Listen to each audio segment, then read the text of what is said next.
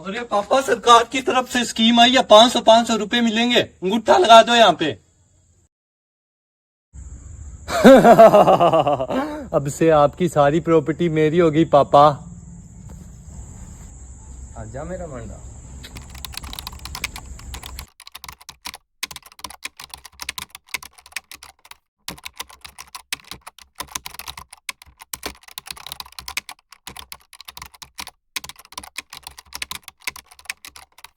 भैया 500 रुपए मिलेंगे, अंगूठा लगा दो यहाँ पे। अब से आपकी सारी प्रॉपर्टी मेरी होगी पापा। Let's talk about it. आजा मेरा मंडा।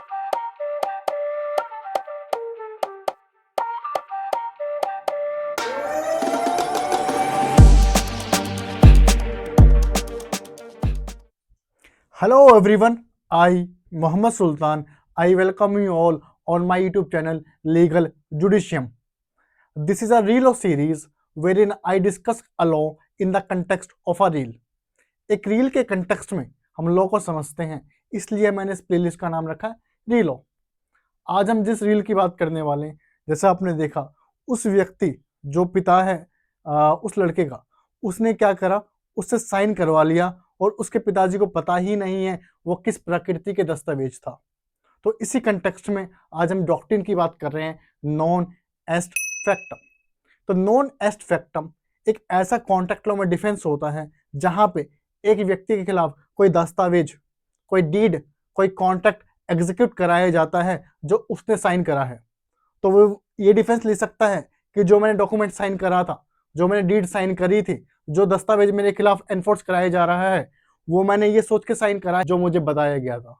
तो I was mistaken as to the identity और द नेचर और the character of the document itself. वो मुझे पता ही नहीं वो किस तरीके का डॉक्यूमेंट था। Let us read what is non est factum. Non est factum is a plea which can be taken by an executor or signatory of a deed to plead that the said document is invalid। जो said document है वो invalid है। किस लिए? As its executor signatory was mistaken। जिसने sign करा है, जो भी executor या signatory है, वो mistaken है about its character at the time of executing signing it। जब वो साइन कर रहा था उसे पता ही नहीं था कि वो किस कैरेक्टर का डॉक्यूमेंट है, कुछ नेचर का डॉक्यूमेंट है। तो वहां पे वो जो डॉक्यूमेंट है वो उसके खिलाफ एनफोर्स नहीं हो सकता। It shall be deemed to have been executed as invalid. It's a Latin maxim. ये क्या है? एक लैटिन मैगजीम है विच लिटरली मीन्स, जिसका एक लिटरली मतलब क्या होता है? It is not the deed, it is not the deed which I thought it was. A plea of non est factum is a defense available in a contract law, allowing a person to escape the effect of a document which she or he may have executed signed। जो उसने, किसी व्यक्ति ने कोई document sign करा हो, sign execute करा हो या साइन करा हो, तो ये डिफेंस लेके उस डॉक्यूमेंट को अपने अगेंस्ट इफेक्ट करवाने से बचा सकता है। नॉन एस्ट फैक्टम को अच्छे तरीके से समझने के लिए हमें कुछ बातें और जाननी पड़ेगी। फॉर एग्जाम्पल, वैलिड कॉन्ट्रैक्ट क्या होता है, वॉइडेबल कॉन्ट्रैक्ट क्या होता है और वॉइड अग्रीमेंट क्या होता है। देखेंगे कि जो नॉन एस्ट फैक्टम है वो किस ब्रांच में आता है। वैलिड कॉन्ट्रैक्ट, वैलिड कॉन्ट्रैक्ट एक ऐसा एग्रीमेंट होता है जो वैलिड और एनफोर्सेबल है अंडर लॉ। एक ऐसा अग्रीमेंट जो वैलिड भी है और एनफोर्सेबल अंडर लॉ। तो वैलिड कॉन्ट्रैक्ट का मतलब क्या होता है? एक ऐसा एग्रीमेंट जो वैलिड और एनफोर्सेबल है अंडर लॉ। ठीक है। Section 2H of Indian contract act defines contract by saying that an agreement enforceable by law is a contract. तो कॉन्ट्रैक्ट का क्या मतलब है? सिंपल सा मतलब है एक ऐसा एग्रीमेंट जो एनफोर्सेबल बाय लॉ है, जो लॉ में एनफोर्स हो सकता है। तो हमें क्या समझ आए? An agreement enforceable by law is a contract. तो कॉन्ट्रैक्ट का क्या मतलब हुआ? एक ऐसा एग्रीमेंट जो एनफोर्सेबल हो सकता है। सिंपल। अब इसको बेहतर ढंग से समझने के लिए हम अग्रीमेंट को अलग से समझते हैं और एनफोर्सेबल को अलग से। Let's move forward. I hope you are getting fun, you are learning something, even though you are not from the law background, but you are understanding something. तो जैसे हम देखा एग्रीमेंट के बारे में, हम यहाँ पे एग्रीमेंट समझेंगे।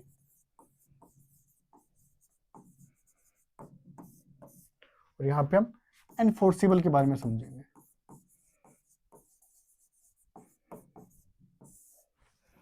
अग्रीमेंट सेक्शन 2 डिफाइंस करता है कॉन्ट्रैक्ट अग्रीमेंट क्या होता है। अग्रीमेंट एवरी प्रॉमिस और every set of promises forming the consideration for each other is an agreement. तो अग्रीमेंट एक वो सारे वादे होते हैं या उन सारे वादों का समूह होता है जो दो लोगों के बीच में होते हैं और दोनों अपनी तरफ से कंसिडरेशन एक दूसरे को देते हैं। फॉर एग्जाम्पल, मेरी तरफ से वादा है बी को कि मैं अपना मकान बेचना चाहता हूँ और बी का वादा है कि वो खरीदना चाहता है, और जो उसके वादे पे मेरा कंसिडरेशन है कि अगर वो मैं आपको मकान बेचूंगा वो उसका कंसिडरेशन है और मुझे पैसे देगा, ये मेरा कंसिडरेशन है। तो हमारे दोनों के जो वादों के बीच में जो कंसिडरेशन है, तो अग्रीमेंट मतलब promise plus consideration makes an agreement. ठीक है, तो अग्रीमेंट हो गया। अब अग्रीमेंट में क्या शब्द है? प्रॉमिस। प्रॉमिस डिफाइन करता है section 2B। Promise simply means when the person to whom the proposal is made signifies his assent thereto, the proposal is said to be accepted. Promise का सिंपल मतलब होता है एक्सेप्टेड प्रोपोजल। ठीक है, accepted proposal. A proposal when accepted becomes a promise.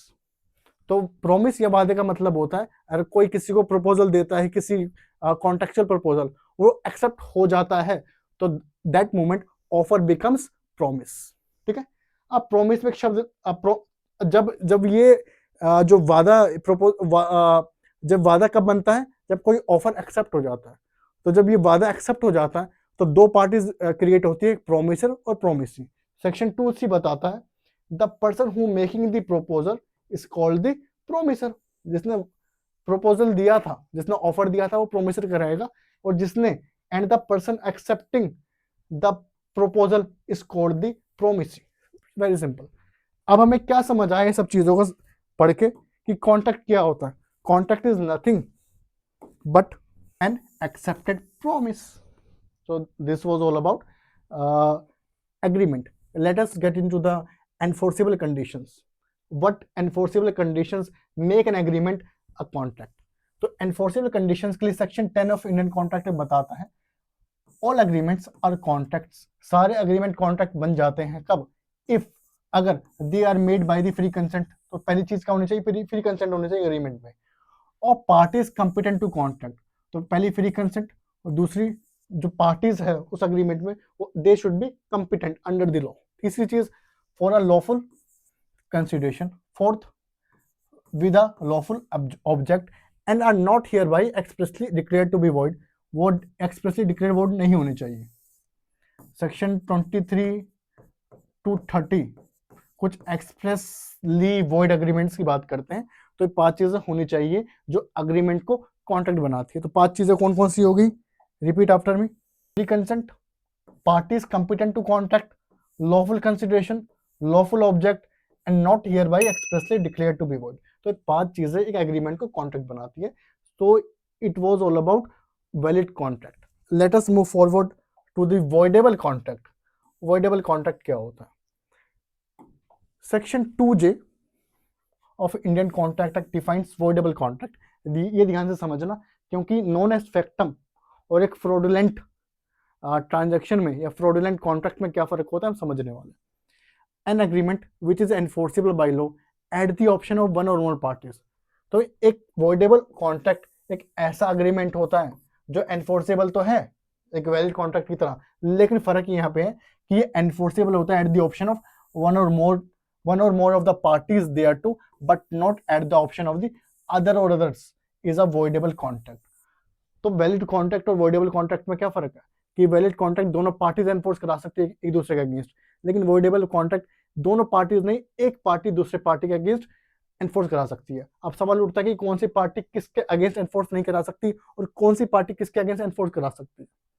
तो यहाँ पे concept आता है फ्री कंसेंट का, जो हमने देखा था ऊपर कि एक एग्रीमेंट को कॉन्ट्रैक्ट बनाने के लिए सबसे पहले चीज फ्री कंसेंट चाहिए होती है। तो सेक्शन 14 बताता है फ्री कंसेंट क्या होता है। Contract is set to be free. हम कब कहेंगे कि कंसेंट या एक कंसेंट कब फ्री है? When it is not caused by coercion, undue influence, fraud, misrepresentation और मिस्टेक। इन 5 चीजों से कोई भी जो कंसेंट है वो कॉज नहीं होनी चाहिए, इन पांचों चीज की वजह से कंसेंट नहीं मिलनी चाहिए। अगर इन पांचों की चीजों से, इन पांच में से किसी भी चीज की वजह से कंसेंट मिली है, कॉज हुई है, तो वो वॉइडेबल कॉन्ट्रैक्ट की श्रेणी में आ जाएगा। फॉर एग्जाम्पल, दो पार्टीज है ए एंड बी। ए ने बी का कंसेंट जो लिया है, बी का जो कंसेंट लिया है वो फ्रॉड से लिया है,